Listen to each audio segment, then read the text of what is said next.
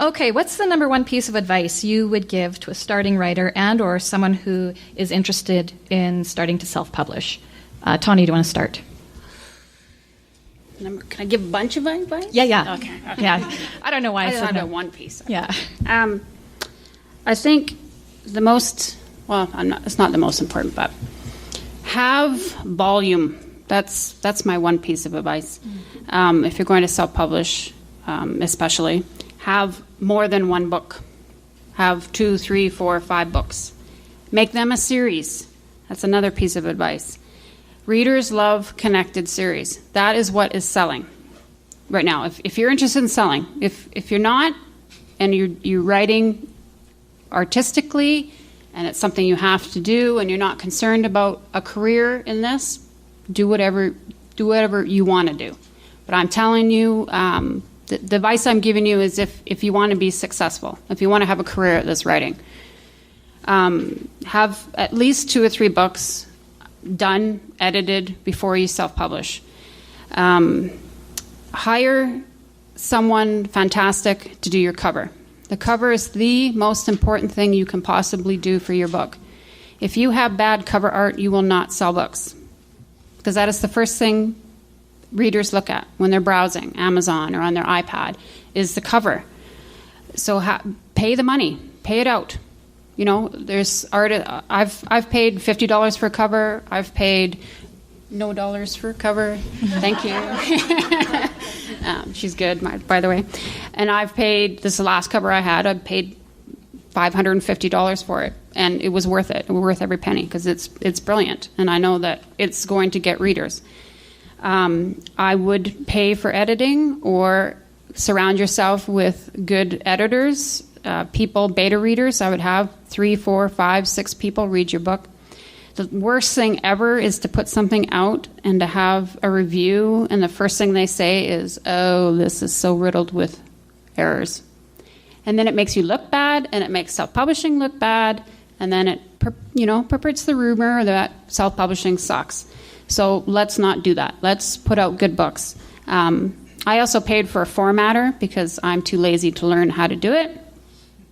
But for as far as I can tell, it's fairly simple, but I'm not going to do it.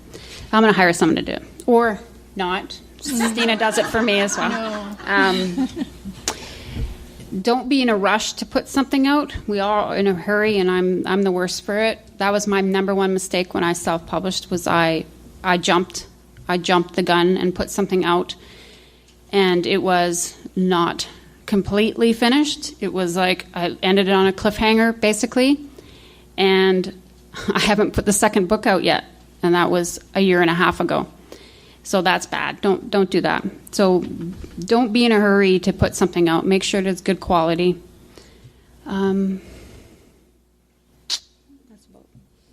Anyone else want to add? Steena. Have patience. You're not going to make money your first month. You're not going to get rich your first 2 months. It'll probably... Liar. Third month, you will. It'll probably take about 6 months. Before you get rich. So, to give you an instance, when I first started, my first month I made $97. No, sorry, $67. It took me 3 months to make enough for my first Amazon check. After that, my sales doubled every month.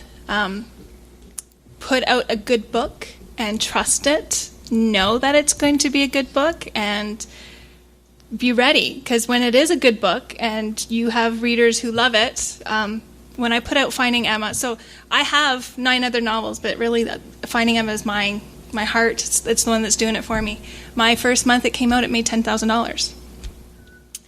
It then went down, right? You're going to have your spiral, so be prepared for that. You might be an author who spikes up with your books, and then you're going to spike down really fast, right? And then you'll level out, and you might have another spike. You may be an author that does comes up a little bit and levels out, and you go up a little and a little.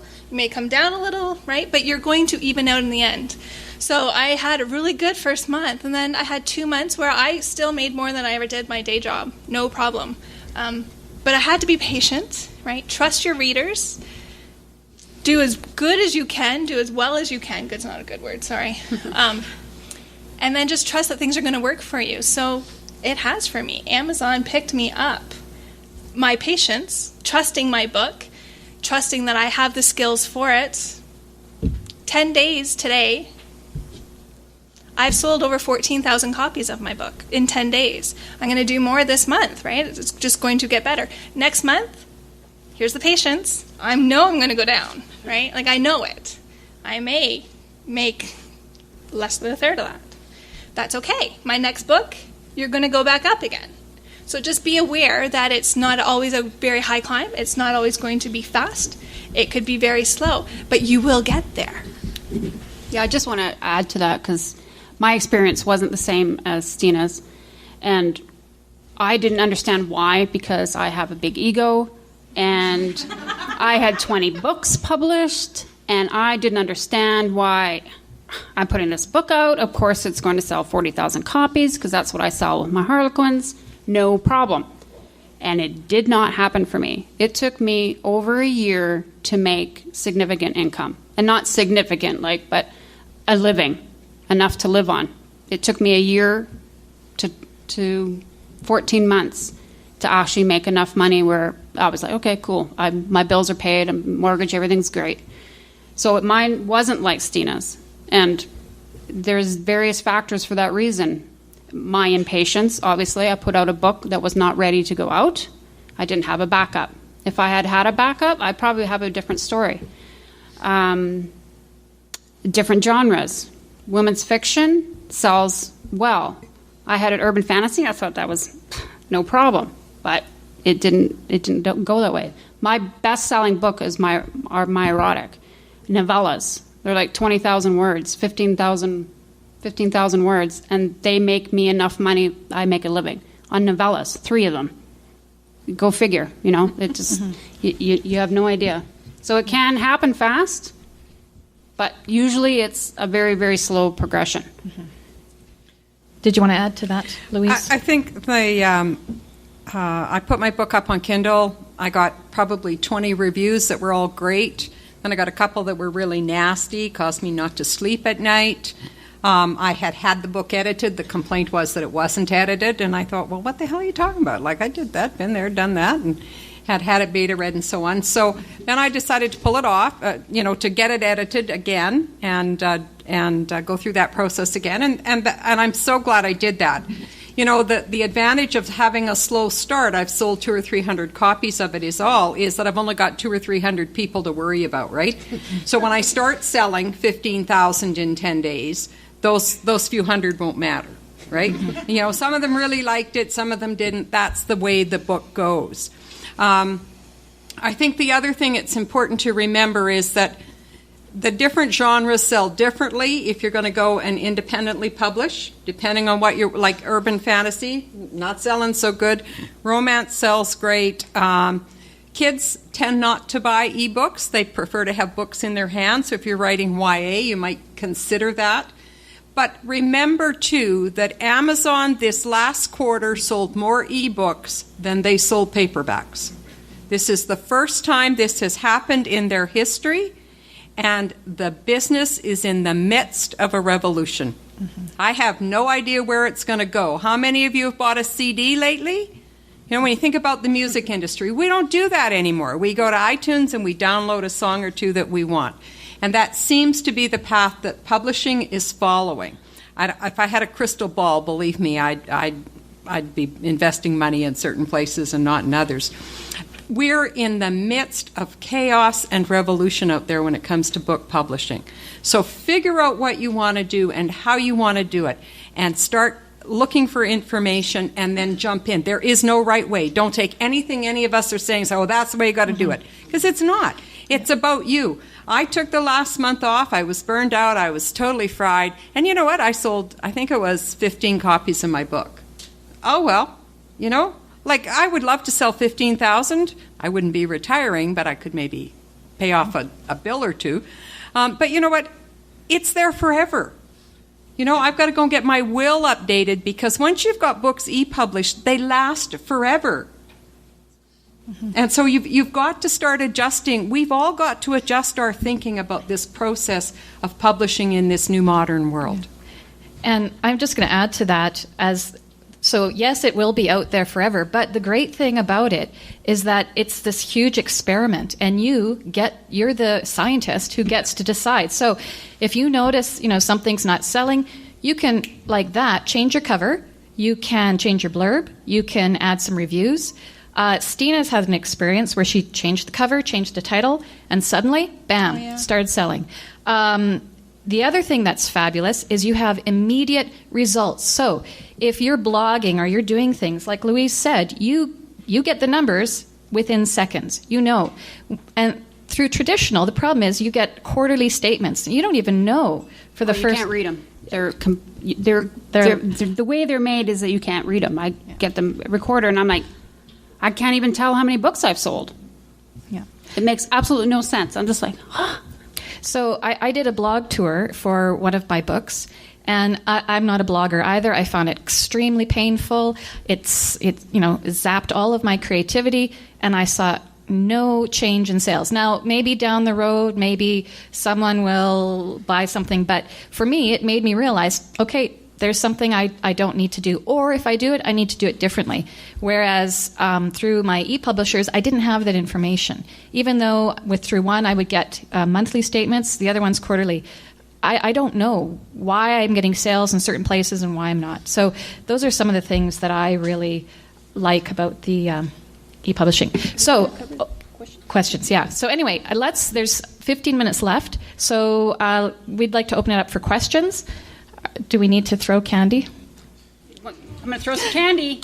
Yes, and I'll just repeat. Go ahead. I'm new to e-publishing. I've never read a book online.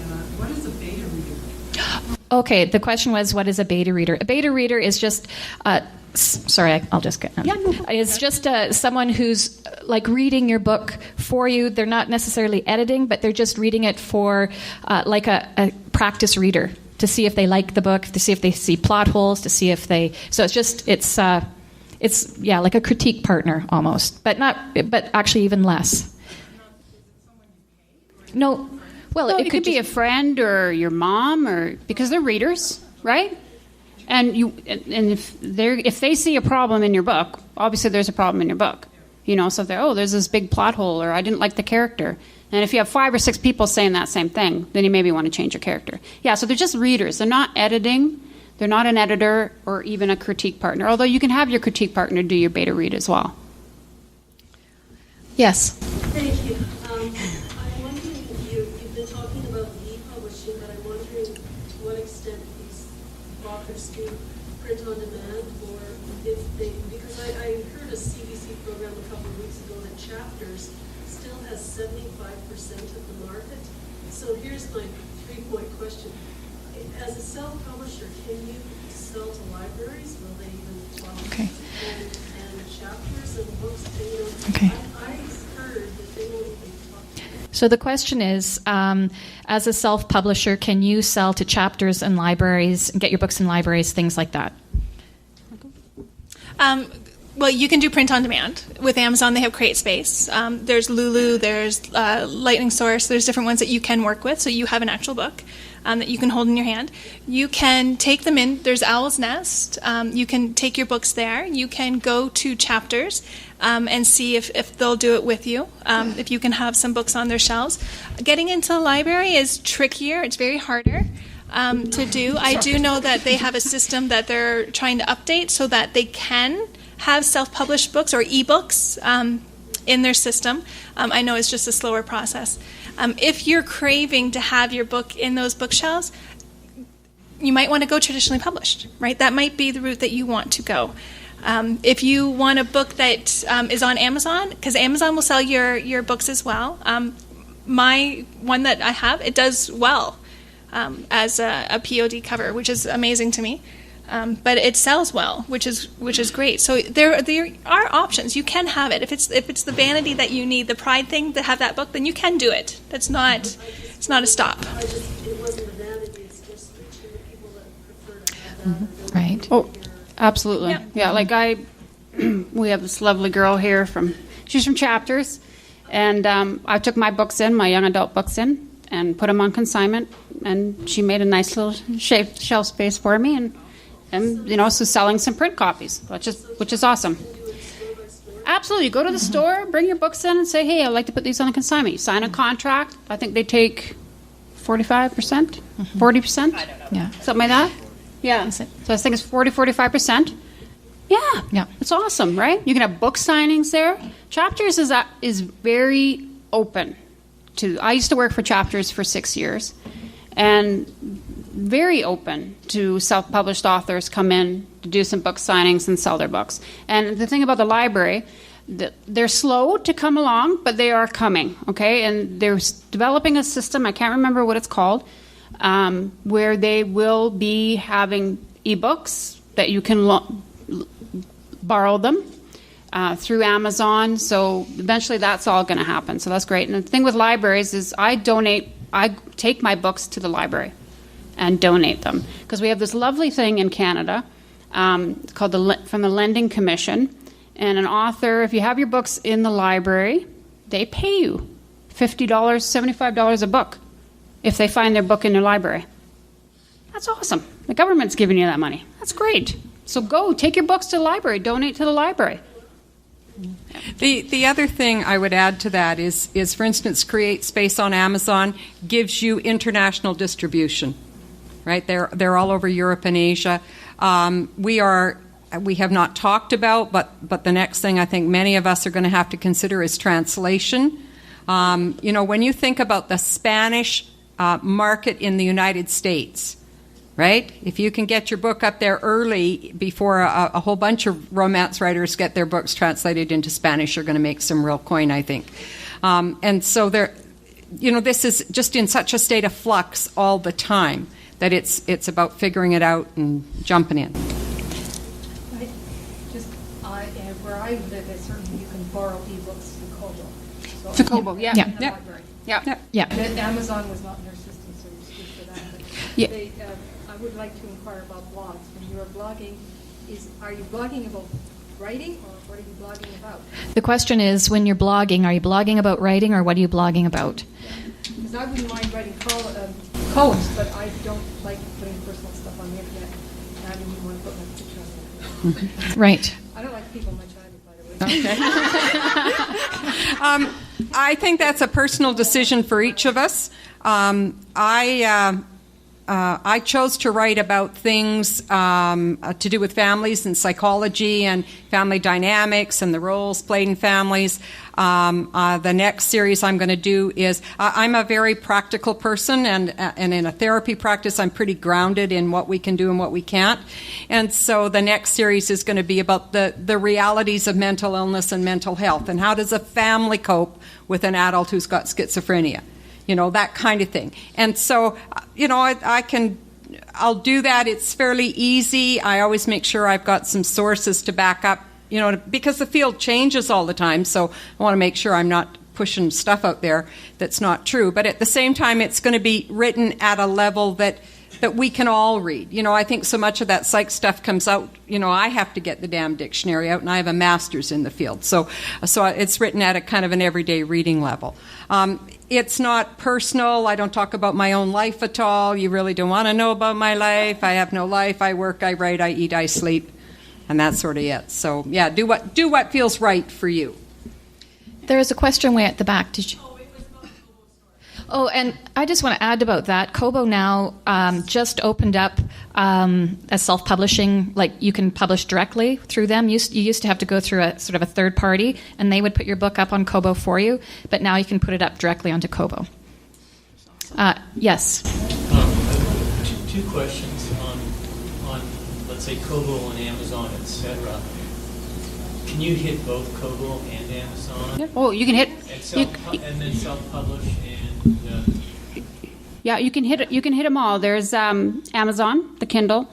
There's Smashwords. If you go to Smashwords, and we have to, as a Canadian, if you want to get onto the Nook, the Barnes & Noble site, you have to go to Smashwords. Nook, you can't publish as a Canadian directly. Only Americans get to do that. So you have to go to Smashwords. And with Smashwords, you can hit Apple, Sony, Baker and Taylor. There's about seven or eight different venues that you can hit. Kobo now you can go on, so you can hit every single Sony. You can hit everybody now, and you should. My second question, if I may be permitted,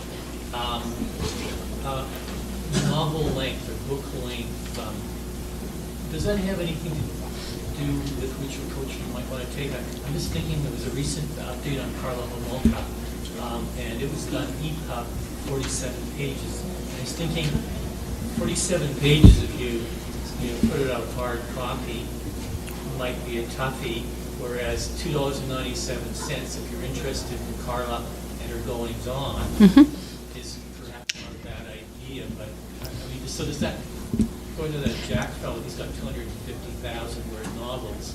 Right. So the question's about book length and e-publishing. Yeah. Approach. One or three. Well, that's the beauty of self-publishing is you can put out short stories for 99 cents. You can put out novellas anywhere from 10,000 to 40,000 words, $2.99, $3.99. Whatever you feel is the value of it. You can put out like Jack White. You can put out big 200,000 word. Put it out for $7.99, $8.99. There's no limit. There's no guide. There's no set rules that says you have to write this to be a novel. You have to write this to be a novella, and you can't put it out if it's a novella. You can't put it out if it's a short story. There's a writer. I can't remember his name. The short story was called Wool, and it was a short story, and it's huge. The guy's like a $3 million deal and a movie deal and stuff, and it's just a short story. It just. Nope, ebook. Ebook, yeah. Yes. Right. Do any of you do traditional and ebooks, and do you use pen names? The question is, do any of you do traditional and ebooks, and do you use pen names? Yeah, I write for Harlequin under the name Viviana. Most of my adult stuff I self-publish is under Viviana. I write young adult under Tawny Stokes, which is my real name. Who knows? I might come up with 5 or 6 other names. I don't know. Who knows? Thrillers, it doesn't matter. My erotic romances that are EPUB'd are under a pen name as well. Just because I have so many different genres that I write, and women's fiction and erotic romance is not the same readers all the time. So I've tried to separate that and hope that it works. And I chose to publish under my own name, and the reason for that was I'm not going to write erotica, and if I do, I'm not going to put it up for somebody to read. I have children and grandchildren, and so we ain't going down that path. Thank you very much. And I made the decision, and you're all going to think about this, and you're going to make your own decision. My decision was there is no secrecy anymore. If you're on Twitter and your picture isn't posted, most people won't respond to you, right? They think you're a bot or just a robot. They don't care. So more and more our privacy is pressured. So just be aware of that as you make those decisions. Yes. And if you talk about your having an agent experience in your previous life. Like getting an agent? Yeah. The question is about the agent experience. For me, I got my first agent very quickly. Midnight on a Sunday, I was on the phone, 2 o'clock in the morning, had my agent. It's not a typical experience. But querying agents, you get a query letter. I would make a list of your top 10 to 15 agents and send it all out and wait. You're probably going to wait 2, 3, 4 months. Sometimes you might not hear at all.